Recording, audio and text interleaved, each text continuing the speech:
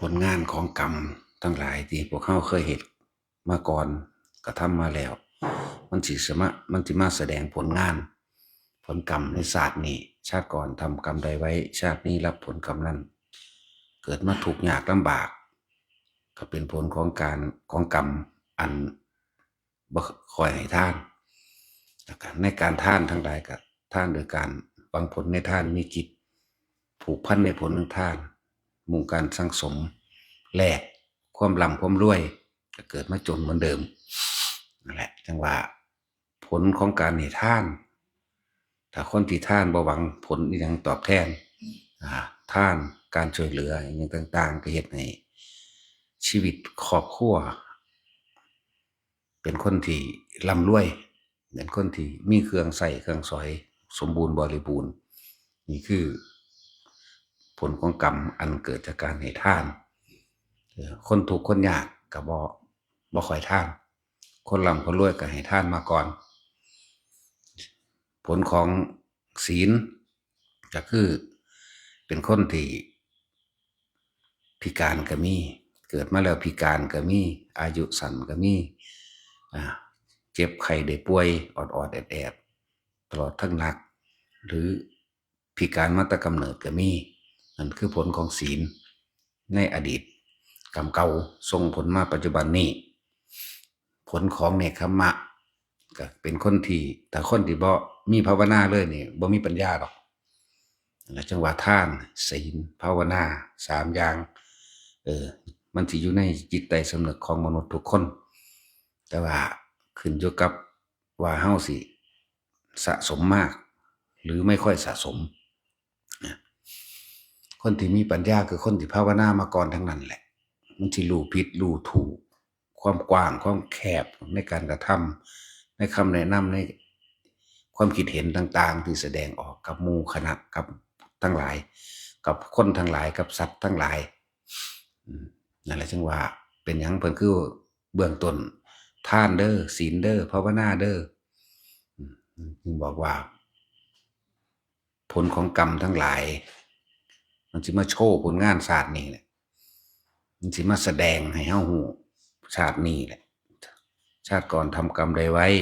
ไม่ว่าบุญหรือบาปกุศลและอกุศล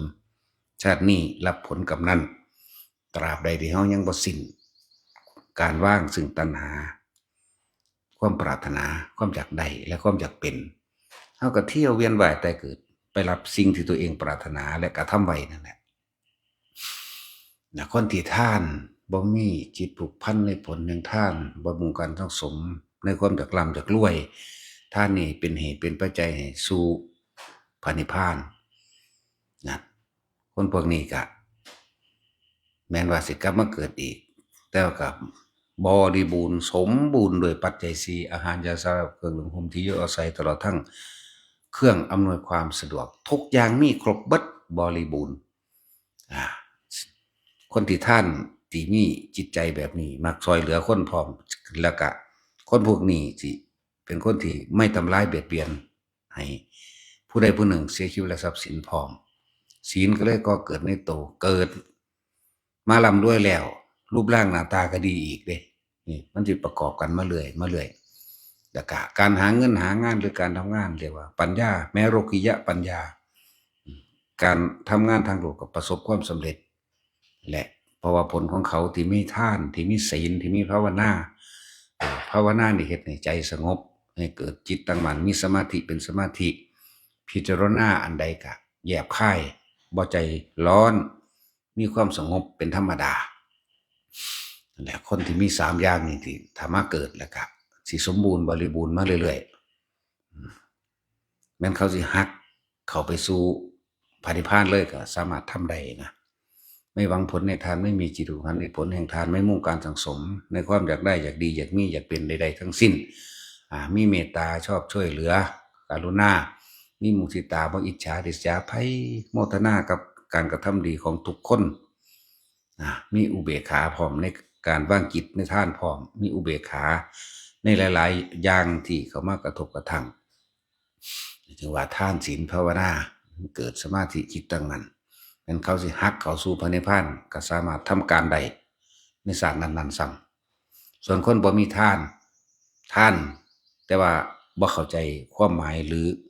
ความลึกซึ้งความตัดใจตัดอะไรออกจากท่านที่ตัวเองกระทำมาท่านเงิน100 200หรือพันหมื่นก็ตามสาธุผู้ขานี่มันสิขอเรื่องสิแรกได้บ่เนี่ยเอิ้นว่าจิตผูกพันในผลแห่งทานผู้ขาพ้นทุกข์พ้นยากเด้อให้ถูกรางวัลลอตเตอรี่แจ็คพอตที่1ให้เบิดหนี้เบิดสินให้ลูกผู้ขาได้เป็นเจ้าเป็นนายสอบได้อันนั้นอันนี้บุญรักษาเทวดาคุ้มครองให้ผู้ขาจะเจ็บจะปวดจะป่วยอย่ามีโรคอย่ามีภัยผู้ขาอายุยืนเด้อเกิดพบใดศาสตร์ใดคำว่าทุกข์คำว่ายากจะให้มีเด้อนี่เอิ้นว่าหวังผลในทานมีจิตผูกพันในผลแห่งทานมุ่งการสังสมในความอยากได้อยากเป็น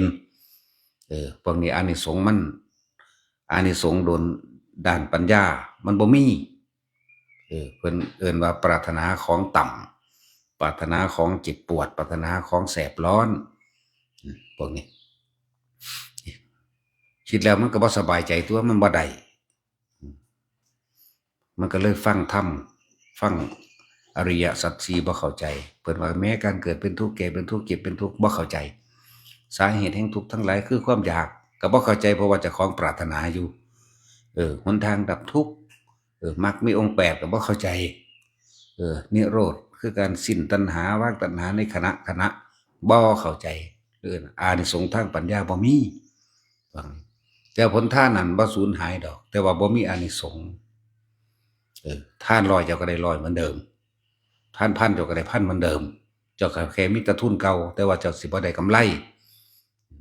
พูดถึงเปรียบเทียบให้ฟังเด้นี่ส่วนผู้ท่านบ่มีจิตผูกพันในผลแห่งทานบ่สังสมบ่ปรารถนาบ่อธิษฐานขอหยังกำไรหลายพวกนี้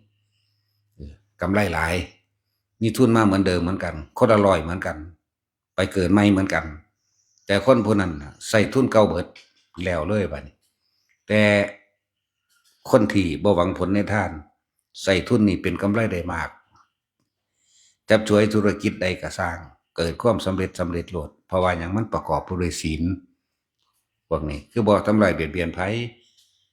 ไปหาผู้ใดเขาก็รู้สึกเย็นใจสบายใจได้คุยนำแล้วก็มีปัญญาบ่เอาเปรียบไผพร้อมอยู่ในสัมมาทิฏฐิแล้วทานศีลภาวนาทำการใดก็สำเร็จบัดนี้เลยมีอานิสงส์มีผลกำไรมากหมู่พวกเพื่อนฝูงญาติมิตรมากขึ้น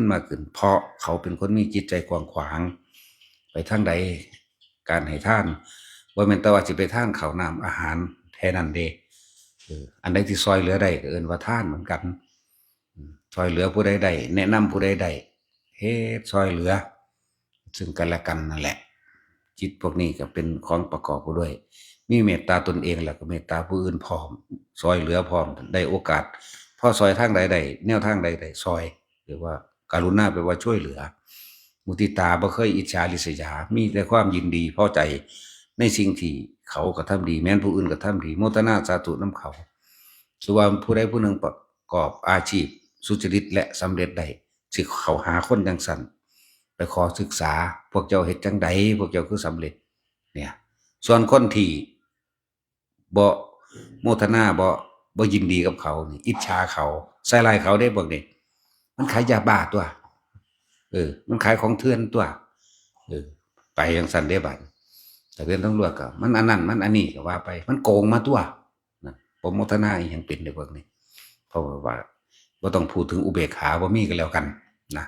บ่รู้จักอันใดควรหรือบ่ควรอุเบกขานี่เป็นปัญญาเด้อสิ่งใดที่อุบัติขึ้นแล้วในความคิดหรือสังขารนอกสังขารใน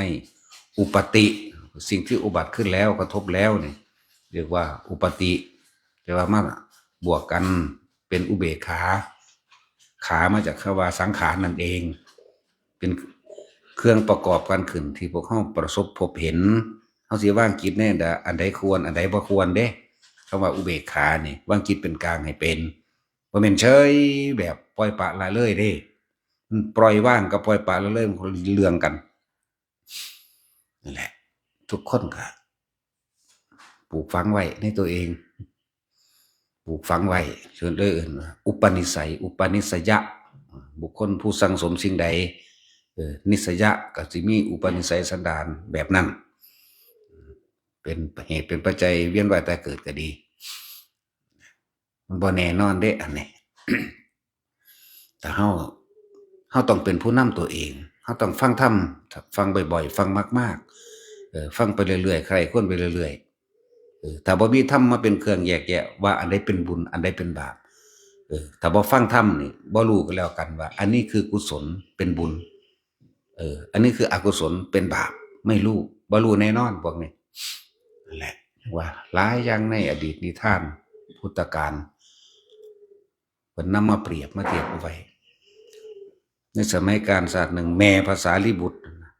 ส่วนพ่อก็คือพระพุทธเจ้าในศาสตร์นั้นแหละเกิดเป็นเศรษฐีให้ท่านทุกมื้อให้ท่าน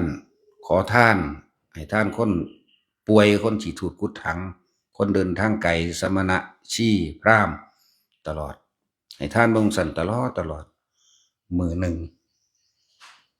ผู้นั้นไปค้าขายต่างจังหวัดอาจจะไปเป็นเดือนแหละสั่งเมียไว้เมียก็คือแม่ภาษาลีบุตรนี่แหละน้องหญิงถ้าอ้ายไปนั่นเจ้าจงทำกิจวัตรอันเก่าเด้อเรียกว่ายังละสัตตบท7การให้ท่านอย่าจกไว้ในพวกก่อท่านการให้ท่านสมณะชีพราหมณ์การให้ท่านคนเดินทางไกลการให้ที่อยู่อาศัยสำหรับคนตกทุกข์ได้ยากและคนเดินทางไกลก็ว่าไปเพิ่นก็รับปากมันเป็นคนที่นี่ที่เหนียวพอต่อพัวไปนึงได้เดือนนึงหรือว่าท่านเดือนทำดอกพอต่อไปลิบตาเท่านั้นแหละเริ่มวางแผนมือไม่ก็บ่ให้ท่านเลยมันเลิกโล่งท่านเลิกเบิดทุกอันทุกอย่างพอไปได้3 เดือนกลับขึ้นมาเนี่ยแม่ตายแล้วแม่ภาษาลิบุตรนั่นแหละมันก็ถามลูกว่าภาษาลิบุตรเป็นลูกสมัยนั้นแม่เจ้าเฮ็ดแนวใดหลังจากที่พ่อไปแล้วนั้นเลิกโล่งท่านด่าสมณะชีพราหมณ์ว่าพวกบ่มีสมองพวกไปหากินสมองตัวเองสู้ไปหากินขี่กินมูดกินขูดกินจมูกน้ำลายไปหากินสมองหมาไปหากินของเน่าด่าหลังจากนั้นก็ป่วยแล้วก็ตายทีคิดเบิ่งดูเป็นเปรตจากสมัยพระพุทธเจ้ามันธรรมดาเด้นั่นน่ะจังว่ามาศาสตร์นี่น่ะภาษาลีบุตรระลึกเบิ่งก็ไปเห็นแม่เจ้าของเป็นเปรตอยู่นั่นน่ะนางแล้วปุติปูชิกาอย่างนี้ละเปรตตัวนี้ร่างกายพร้อมสูบส้มอาหารของเปรตแล้วนั่นก็คือขี้มูกน้ำลายของเสียน้ำคร่ำน้ำคร่าเวลาเขาออกลูกลาขาบไคร่ออกไปหาเลี่ยกินนั่นแล้วเขาสั่งขี้มูกน้ำลายลงทั้งใดกระเทอะสะเลดหาเลี่ยกินของเสียต่างๆอยู่จังสันพุ่นละจนไปหาวิธีแก้กับพระพุทธเจ้าแม่เพิ่นหลายศาสตร์อยู่เด้อันเป็นจังซั่นบ่ได้แม่นอันแค่ศาสตร์เดียวบ่แม่นพุทธันดรเดียวเด้หลายพุทธันดรนี่เด้แม่ของพระสารีบุตรนั่นก็เลยนางปุติปูชิกาอย่างนี้ละนั่นแหละจนฮอด15ค่ำเดือน7จังมาทำสังฆทานอันเป็นวันจุติจิตปฏิสนธิวิญญาณปฏิสนธิของพระพุทธเจ้าเฮากับพระโมคคัลลานั่นแหละในอุลัมพนสูตรหรือว่าพระโมคคัลลาดับไฟนรกนั่นแหละนั่นจังมาพ้นได้เพราะพระสารีบุตรให้ท่านถวายสงฆ์มีพระพุทธเจ้าเป็นประธานตลอดทั้งพระโมคคัลลามันนั่นแหละนั่นแหละเขาเจ้าดีตัวเขาเจ้าเป็นพระอรหันต์เขาเจ้านำไปแก่เอาแม่ได้นั่นส่วนพ่อน่ะก็คือพระพุทธเจ้าเฮาสมัยนี้แหละเป็นเศรษฐีเป็นพ่อค้าเศรษฐีเรื่องของพระโมคคัลลาก็บ่ต่างกันเด้บางนะโมหูฉี่หูดากตกนรกอยู่เท่าใดพุทธันดรนี่ตกนรกนะขึ้นจากนรกมาแล้วก็มาเป็นเปรตในคูตะนรกกินของอยู่ในส้วมนั่นแหละนั่นอีกผู้นึงก็ไหม้อยู่ในนรกไปธรรมดา7 8 9พระพุทธเจ้าผ่านมามันจักพุทธันดรพวกเจ้าจังว่าพวกเฮาสร้างสมให้มันเป็นอุปนิสัยไปจังใดมันตัดอะไรอาวรณ์ในความรักความโหยหากามราคะบ่ทันใดก็ต้องสร้างสมไปทานก็จะวางผลในทาน ศีลก็คืออย่าไปมีความคิดเบียดเบียนทำลายไผวิธีรักษาศีลโดยง่ายบ่ต้องอย่าเพิ่งไปคิดยากอิหยังกับมันเถอะเวลาใดขณะใดครู่ใดที่เราอยู่กับอานาปานสติเป็นผู้มีความรู้สึกอยู่กับลมหายใจเข้าออกอยู่ในเพียงแค่ในโพรงจมูกผู้ใดสิดื่มเข้าไปบวกเข้าไปคือมีอาการปิติเกิดขึ้นพร้อมนั่นเป็นเพียงแค่ปฐมฌานนั่นแหละศีลก็บริสุทธิ์ในหันฌานก็บริสุทธิ์ในหันสมาธิก็ตั้งมั่นอยู่ในหันมรรคแปดร่วมอยู่ในนี่แหละร่วมอยู่ในลมหายใจเฮาเองนี่แหละจังว่าบางคนก็คิดยากลำบากใจเรื่องจากรักษาอยู่บ่จากเบียดเบียนอยู่แต่ว่าอาชีพบางอย่างเป็นไปด้วยกรรมมันสิแก้กันบ่จากเฮ็ดแต่ได้เฮ็ดก็เลยว่าจะพึงลำบากใจอย่างปฏิบัติโดยง่ายโดยสะดวกเอาเวลาใดที่เฮาทำสมาธิด้วยอานาปานสติลมหายใจเขาออกเย็นอยู่ระหว่างกลางคิ้วกลางหน้าผากบนหัวเวลานั้นศีลบริสุทธิ์แล้วศีลสมาธิและปัญญาก็ร่วมกันแหละมันปล่อยมันว่างในขณะนั้นในขณะที่อยู่กับลมเย็นๆเขาออกมันปล่อยว่างแนวใดเพราะว่ามันบ่ไปคิดถึงกบถึงเขียดถึงปูถึงปลาถึงกุ้งหอยบ่ได้ไปคิดถึงเบียดเบียนทำลายไผเลยศีลก็บริสุทธิ์ในขณะนั้นแต่เฮาก็ทำให้บ่อยทำให้มากจนเกิดความเคยชินมาเรื่อยๆตัวบัดนั่นแหละชินเขาบ่แน่ปฏิบัติน้อยมีได้ผลมากบ่แน่หลวงปู่ดุลเพิ่นใส่ว่าพวกตกกระไรพลอยโจรน่ะมีเยอะกลางวันกูไปหาอยู่หากินบางครั้งตึกแหตึกปลาไปสอนหวกสอนหยังไปขุดจิลีดกี่โป้งมากินไปแต่ว่าเวลาใดที่ขณะที่ว่างบ่ได้มีเวียกงานการสร้างเฮ็ดแล้วเว้ยนั่งเบิ่งลมหายใจไว้รู้อยู่กับลมหายใจเข้าออกลมหายใจออกเฮ็ดเลื่อยเข้านะบัดจิตสุดท้ายสิตายมามันบ่มีที่พึ่งคือบ่มีผู้ใดซอยเฮาได้เด้บัดสิตายเฮาก็เลยต้องหันกลับเข้ามาสู่ลมหายใจผู้ใดตายในลมหายใจใดโดยบ่ได้คิดถึงสิ่งใดสิ่งหนึ่งเกิดขึ้นอย่างน้อยก็อนาคามีเข้าใจบ่ล่ะเอาล่ะพอ